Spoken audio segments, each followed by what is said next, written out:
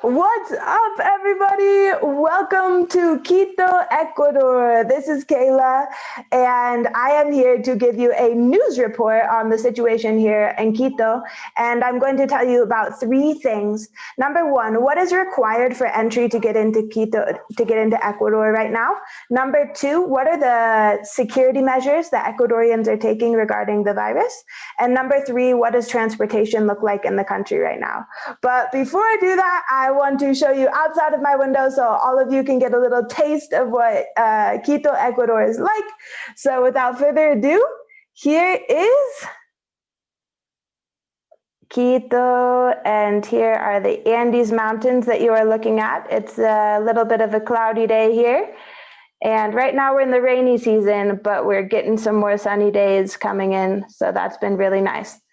All right, so let's talk about requirements for entry to Ecuador, okay? So if you are coming to Ecuador by plane, there are certain people who are allowed to come in and certain people who are not, and that depends on which country you're from, and you need to stay updated on if you're allowed to come in or not. That's ever changing as the virus and the situation continues. But if you are somebody who is allowed into the country, then you need to get a PCR COVID test 10 days at least, within 10 days prior to your flight. And you need to present that test when you board the plane, okay?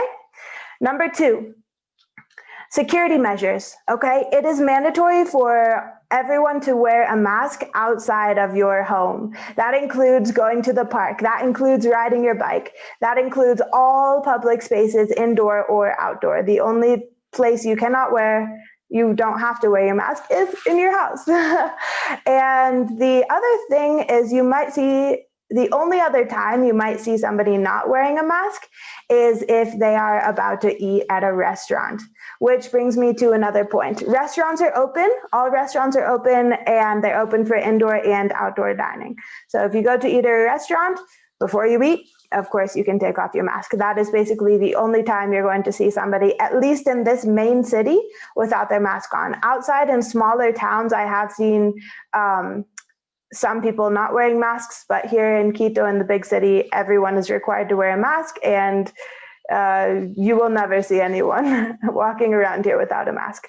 Okay, number two, if you go into a public space, then like a mall or a supermarket or any indoor public space, you are going to get your temperature taken and you're going to get hand sanitizer.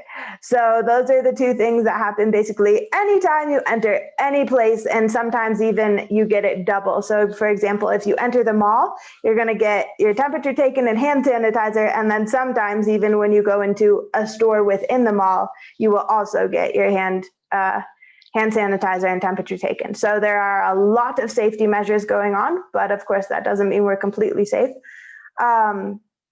So that covers our security measures.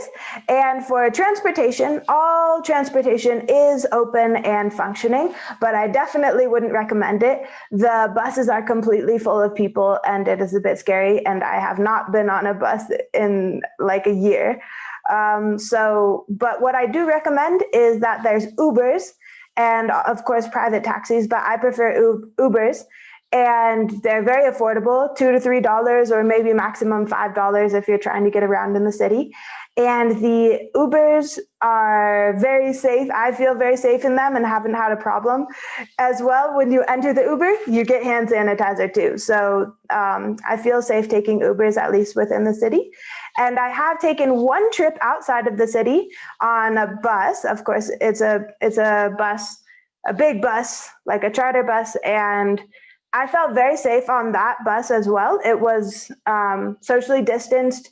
They didn't pack the bus full. It was every other seat that was available, and there was more than enough space.